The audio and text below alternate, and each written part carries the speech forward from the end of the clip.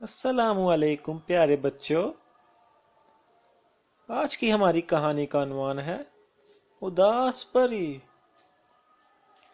ایک دفعہ کا ذکر ہے کہ سلطان وادی میں ایک پری رہتی تھی۔ اس وادی کے بارے میں کوئی نہیں جانتا تھا۔ پری بہت اداس تھی کیونکہ اس کے پاس کوئی کبھی نہیں آتا تھا۔ پری کے گھر کی دیواریں ٹافیز اور ڈونٹس کی بنی ہوئی تھی۔ پری کا لباس بھی ڈونٹس کا بنا ہوا تھا۔ وہاں مختلف جوس کی ندیاں تھیں اور درختوں پر پھلوں کے ساتھ ساتھ آئس کریم اور کیک بھی تھا۔ اتنی ساری چیزیں ہونے کے باوجود بھی پری بہت اداس تھی۔ ایک دفعہ پہاڑی سے کسی کو آتے دیکھتی ہے، وہ خوشی سے جھومنے لگتی ہے کہ کوئی تو آیا یہاں۔ جب وہ انسان قریب آتا ہے تو پری اور وادی کو دیکھ کر بہت حیران رہ جاتا ہے۔ اس کا نام بنٹی تھا۔ پری بڑی خوش دلی سے اس کا استقبال کرتی ہے اور اسے پوری وادی کی سیر کرواتی ہے۔ بنٹی وادی کی سیر کر کے بے حد خوش ہو جاتا ہے۔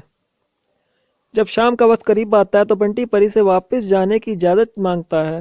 پری یہ سن کر اداس ہو جاتی ہے مگر بنٹی اجازت لے کر چلا جاتا ہے۔ پری پھر سے اکیلی ہو جاتی ہے۔ کچھ دنوں کے بعد پری دیکھتی ہے کہ پہاڑ سے کچھ لوگوں کا ہجوم اس کی وادی کی طرف آ رہا ہے۔ پری یہ دیکھ کر گھبرا جاتی ہے مگر جب وہ قریب آتے ہیں تو پری دیکھتی ہے کہ یہ تو بنٹی اور اس کے ساتھی ہیں۔ پری یہ دیکھ کر خوش ہو جاتی ہے۔ بنٹی کے ساتھی وادی کو دیکھ کر بہت متاثر ہوتے ہیں اور کہتے ہیں کہ ہم نے اس سے پہلے اتنا خوبصورت تفریحی مقام نہیں دیکھا۔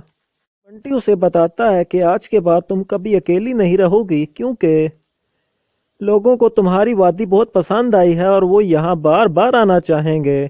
اس دن کے بعد پری کی وادی میں ہر روز بہت سے لوگ گھومنے آیا کرتے تھے۔ تو پیارے بچوں، اس لیے کہتے ہیں دیر آئے درست آئے۔ تو یہ تھی ہماری آج کی کہانی۔ اگلی بار پھر ملیں گے ایک نئی کہانی کے ساتھ۔ تب تک کے لیے اللہ حافظ۔